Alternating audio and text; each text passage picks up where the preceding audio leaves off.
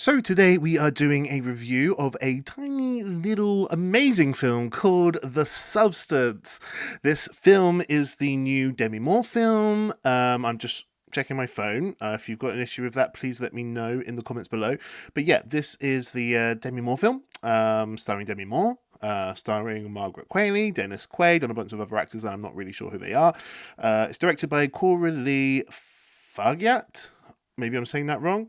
But she's the one who directed that revenge film, which was really great. So she's a great director, and I thought this film was really, really, really fucking awesome. What is it about? So this film is about Demi Moore's character. She's this Hollywood icon, basically. She's got like her name etched in the Hollywood Walk of Fame, Star of Fame thing. And she's this famous actress and fitness instructor, TV personality person. So she's got her own show doing all these fitness workouts in these sexy outfits, and she's very, very beautiful woman, but she's turning 50, which the network are like, so Dennis Quaid is like, hey, you had a good run, but you're 50 now. You're not as young and as beautiful as you used to be, so we want you out of here. So Dennis Quaid basically kicks her out, and she's obviously really upset, really sad, and then she hears about something called the substance. So the substance is this kind of a procedure which makes you which makes a beautiful, younger, sort of more perfect version of you. And you can be the perfect version of you for 7 days, but then you have to go back to being the normal 50-year-old you for 7 days, and then you can go back to being perfect again, and then the 50-year-old again, and it's backwards and forwards and backwards and forwards, and it's very strict rules. It has to be 7 days each time, and obviously there's a misuse of the substance. The rules get a little bit broken, and then hilarity ensues. I'm joking, it's not funny, it's terrifying. So what did I think of this film? Phenomenal, wonderful. Now we have kicked off, like, I guess this is like awards season, right?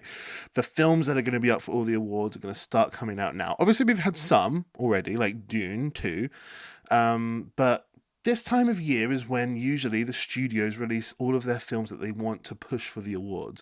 And for me, this film was great. I feel like it should be nominated. It might not be because it's that kind of genre movie, but since Everything Everywhere All at Once got, won the Oscar, why can't this? It should be nominated for Best Film, Best Director, Best Screenplay, Best Acting even. I think the acting's really great in this. Demi Moore's best acting, I would say, in my opinion.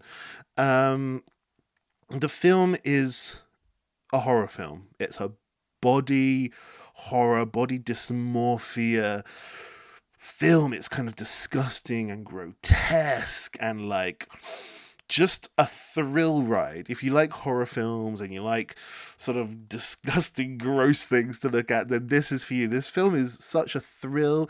It's so imaginative, and it's quite a clear, cut and dry commentary on the unrealistic beauty standards that society pushes upon women.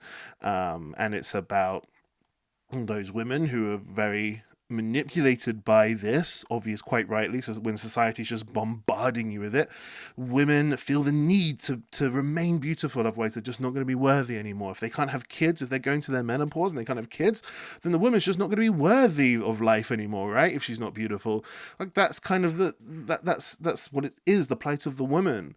And it's such a shame. It's so sad that's the way society is, because it really shouldn't be. You need to love yourself as you age gracefully. And Demi Moore's beautiful. Like, as a 50-year-old woman, she is stunning. Even not as a 50-year-old woman. Like, just if you just lined her up with people who are in their 20s, 30s, 40s, 50s, 60s, she's just beautiful. She's just objectively beautiful, in my opinion. And so, yeah, it's just a great film. It's kind of disgusting. It's grotesque. It's a riot. It's wild. It's insane. It's imaginative. It's a bit like like a Black Mirror episode on steroids.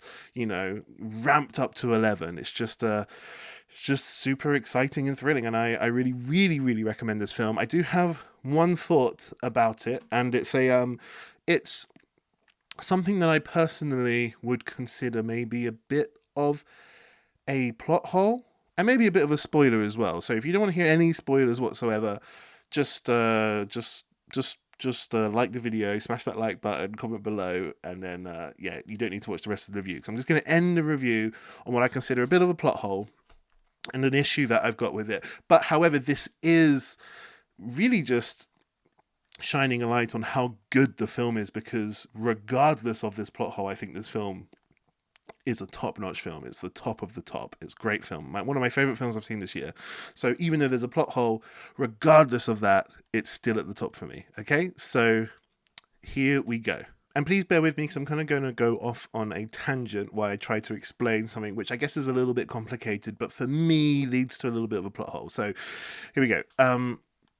Life, in my opinion, is really just a set of experiences, subjective experiences that you and I and anyone else can experience. And it can go very, very bad and it can go very, very good. And we're just, like Sam Harris says, it's a landscape of peaks and valleys, of different experiences of how good things can get and how bad things can get. And so you're always only subjectively experiencing the thing that's happening to you, right? No, you can't feel what other people are feeling. You're just experiencing what you can experience, and that's all you really know to be true is your own experience. That's all you've got. So other people's experiences, you won't ever be able to 100% understand it. You've only got your own, and that's it. Okay, so knowing that, for me, this setup of this film, the substance, this thing that they've got, the setup is only really makes sense if, when I make this perfect version of myself, that my consciousness goes into that brain and that body, and I, the one person, I get to experience it all and make those decisions and have agency as that perfect version of myself. And then I swap again and go back into the 50-year-old version of myself, right? I guess the real version of myself, so to speak. And I should be able to subjectively be able to experience every single part of that process. That's the only way this makes sense, because the other option is, right, I create this perfect version of myself, and that perfect version of myself wakes up and it has its own conscious experience, but like separate from mine, and it goes off for 7 days and has its own separate conscious experience. And then it comes back to my sort of sleeping body, right? And then swaps back, and that perfect version of me with its own subjective experiences falls asleep. And then my 50-year-old self, wakes up, and I don't know what that thing experienced, what that perfect version experienced, because it was just me being asleep, basically, and then waking up. So the film suggests it's that second option, I think, which to me makes absolutely no sense, because why would you ever do that? Because you're only ever experiencing what you can subjectively experience. So from Demi Moore's point of view, from her subjective experience, it's just, yeah, life is really bad. The film industry doesn't want me anymore. I'm 50. I'm getting ugly. I'm growing old. It's bad, bad, bad, bad, bad. Fall asleep, wake up, and continue bad, bad, bad, bad, bad, bad, bad.